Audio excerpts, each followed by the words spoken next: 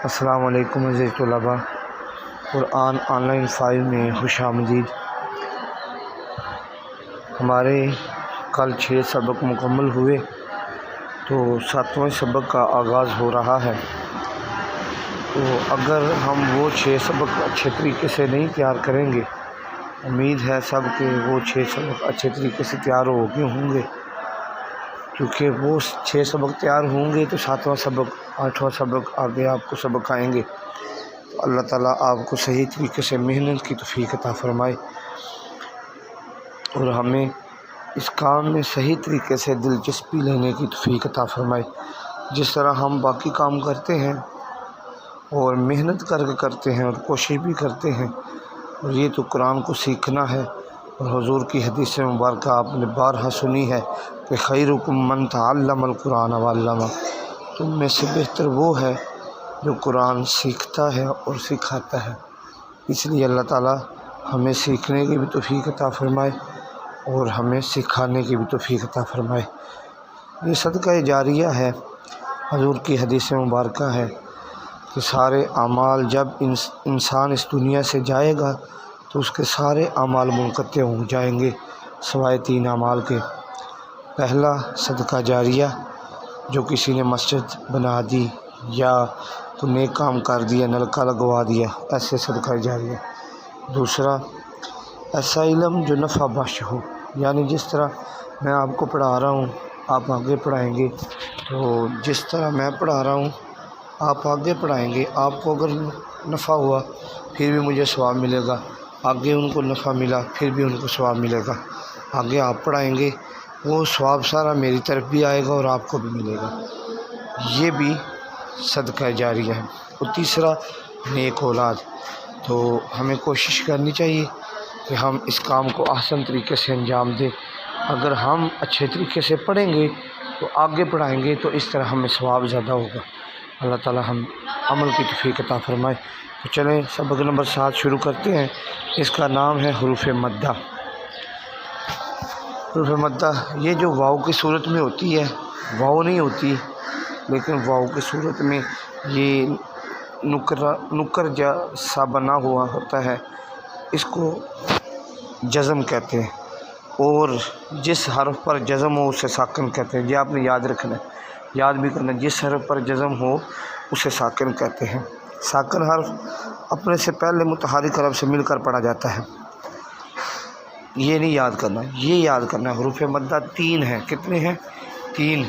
یہ مد سے مدہ بنا ہے، یعنی مد سے کیا مراد ہے؟ لمبا کرنا، ٹھیک ہے؟ تو اس کو لمبا کیا جاتا ہے، اس لیے حروف مدہ کہا جاتا ہے۔ تو حروف مدہ 3 ہیں، الف واو یا۔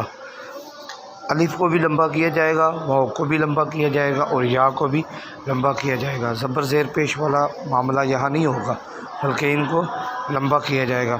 حروف مدہ کتنے ہیں؟ 3۔ اور خصوصاً اس سبق میں اس چیز کا خیال رکھا جائے گا کہ لمبا ضرور کرنا ہے حروف مدہ کو، کیونکہ قرآن پاک میں بارہا حروف مدہ استعمال ہوئے ہیں۔ اگر آپ لمبا نہیں کریں گے تو اس سے معنی چینج ہوگا، اگر معنی چینج ہوگا قرآن پاک کی آیت کا تو پھر آپ کو ثواب کی بجائے گناہ ہوگا۔ اس لیے کوشش کریں اس کو اچھے طریقے سے تیار کرنے کی۔ تو حروف مدہ 3 ہے، الف واو یا۔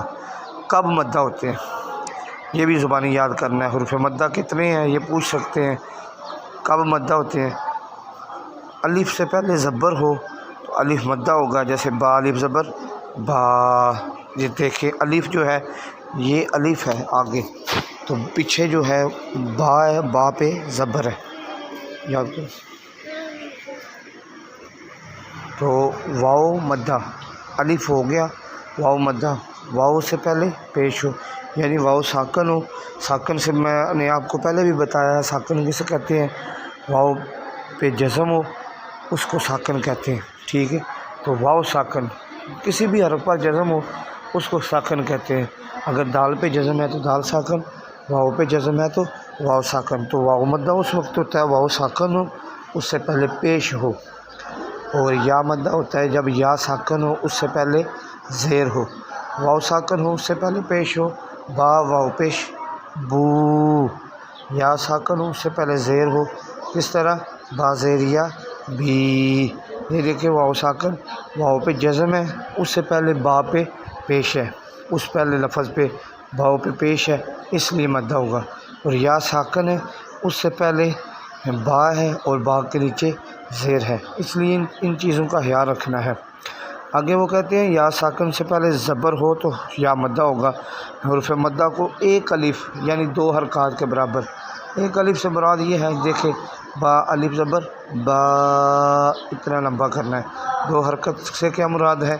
ایک حرکت ہو گئی زبر، یعنی زبر زیر پیش کو حرکات کہتے ہیں، پیچھے پڑھا تھا آپ نے، تو ایک حرکت ہو گئی زبر، تو 2 حرکتیں۔ اب حمزہ زبر آ، یہ ایک حرکت ہوئی اتنا لمبا، اگر 2 حرکتیں ملائیں حمزہ زبر آ، یہ 2 حرکتیں ہو گئیں، لیکن حمزہ زبر آ تو نہیں پڑھنا، بس اس الف کو پڑھنا ہے، با الف زبر با، با واو پیش بو، با یا زیر بی، اتنا لمبا کرنا ہے۔ تو چلیں سبق کو سٹارٹ کرتے ہیں۔ بسم اللہ الرحمن الرحیم، با الف زبر با، با واو پیش بو، با یا زیر بی، با بو بی، تا الف زبر تا، تا واو پیش تو، تا یا زیر تی، تا تو تی۔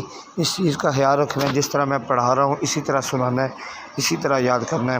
پہلے با الف زبر با، پہلے ان کے ہجے کر کے، ان کے جوڑ کر کے، پھر واپس آنا ہے۔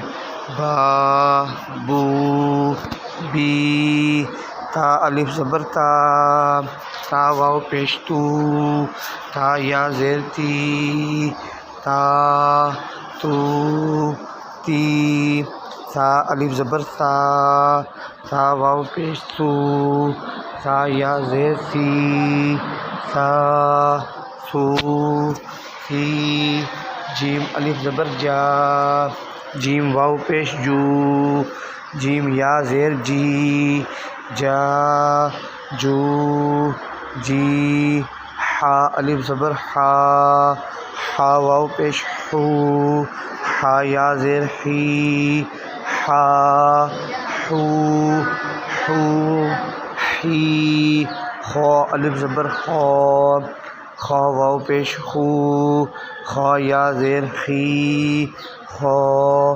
خو خی، دال الف زبر دا، دال واو پیش دو، دال یا زیر دی، دا دو دی، دال الف زبر دا، دال واو پیش دو، دال یا زیر وی، دا رو وی، را الف زبر را، را واو پیش رو، را یا زیر ری، را رو ری، زا الف زبر زا، زا واو پیش زو، زا یا زیر زی، زا زو زی، سین الف زبر سا، سین واو پیش سو، سین یا زیر سی، سا سو سی، شین الف زبر شا، شین واو پیش شو، شین یا زیر شی، شا شو شی۔ آپ کا یہ سبق نمبر 7 آدھا ہم نے پڑھ لیا، تو یہ جو پڑھا ہے اتنا ہی کافی ہے آج، تو اس کو کوشش کریں اچھے طریقے سے یاد کریں۔ اللہ تعالیٰ ہمیں محنت کی توفیق عطا فرمائے۔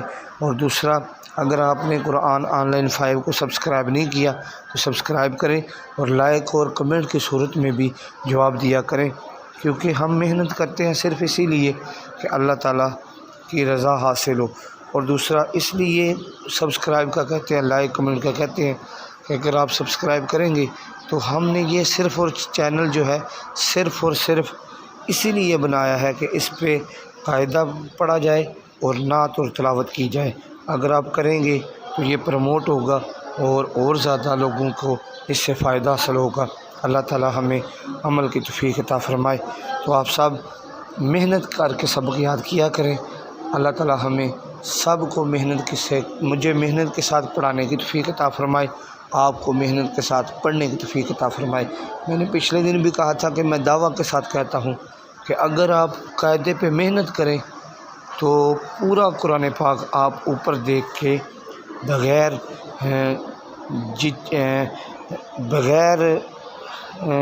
کیا کہتے ہیں اسے، بغیر غلطی کے آپ سنا سکتے ہیں۔ اگر آپ کوشش کریں پورا قرآن پاک آپ اوپر دیکھ کے سنا سکیں گے اور آپ کی کوئی غلطی بھی نہیں ہوگی، لیکن وہ تبھی ہوگا جب آپ قاعدے پہ محنت کریں گے۔ اللہ تعالی ہمیں محنت کی توفیق عطا فرمائے اور قاعدے کو صحیح طرح سمجھنے کی، جس طرح میں پڑھانے میں کوشش کر رہا ہوں آپ کو پڑھنے میں بھی کوشش کی توفیق عطا فرمائے۔ جزاک اللہ خیراً و احسن الجزا۔